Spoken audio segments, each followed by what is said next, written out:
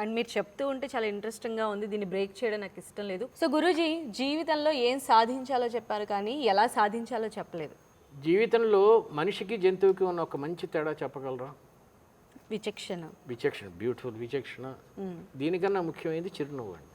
ఓ okay. మనుషులు నవ్వరు, sorry మనుషులు నవ్వుతారు, జంతువులు జంతువులు నవ్వు. నిజంగా నవ్వు అంటారా? ఏమో ఎక్కడ నేను కూడా చూడలేదు. చూడలేదు కదా.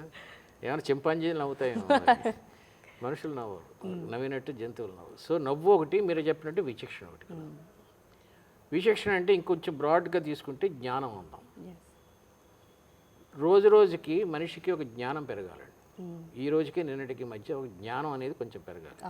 కానీ మనం ఏదన్నా ఒక పిక్నిక్ వెళ్ళాం అనుకోండి, ఆ రోజు ఫోటోలు తీసుకుంటాం, డ్యాన్స్ చేస్తాం, ఏదో ఆడతాం, వచ్చాం, ఆ రోజు జ్ఞానం పెరగదండి, కానీ ఆనందం పెరుగుతుంది కదా. సో జంతువులకి ఇలాంటి ఆనందాలు ఏమి ఉండవండి. తింటాం పడుకోవటం, తింటాం పడుకోవటం, వేటాడటం, ఇదే కదా. This is the difference nature has given to man kind. నవ్వటం, జ్ఞానం పెంచుకోవటం. కానీ చాలామంది మనుషులు జంతువులాగే బతుకుతారండి, నవ్వరు, జ్ఞానం పెంచుకోరు కదా. మనం గత ఎపిసోడ్స్లో సెరటోనిన్ అనే ఒక వర్డ్ వాడాను మిమ్మల్ని, కార్టిజాల్ అని టెన్షన్ కోసం వచ్చిన. అవి మీకు ఇప్పటివరకు తెలియదు, ఈ మీటింగ్లో నాతో మాట్లాడుతున్నప్పుడు తెలుసు. అలాగే నాకు ఏదో పుస్తకంలో చదివితే సెరటోనిన్ గురించి తెలిసింది. అది జ్ఞానం పెరగటమే కదా. అది నిన్నటి వరకు తెలియదు, ఈరోజు మీకు తెలిసింది. ఇలా జ్ఞానం పెరగటం, నవ్వటం, స్మైల్ అంటారు. ఈ స్మైలు, నవ్వు రోజుకి రోజు పెంచుకుంటూ పోవటమే జీవితం అండి. దీన్నే T-Y కాన్సెప్ట్ అంటారు, టుడే మైనస్ ఎస్టర్డే. ఓకే. ఒక రోజు కింద ఇంకో రోజు గడిస్తే నీకు ఒక ఆనందం అన్నా వచ్చిందా, కొంచెమన్నా జ్ఞానం అన్నా పెరిగిందా అని తెలుసుకోవటం ఈ ప్రశ్నకి సమాధానం. ఓకే.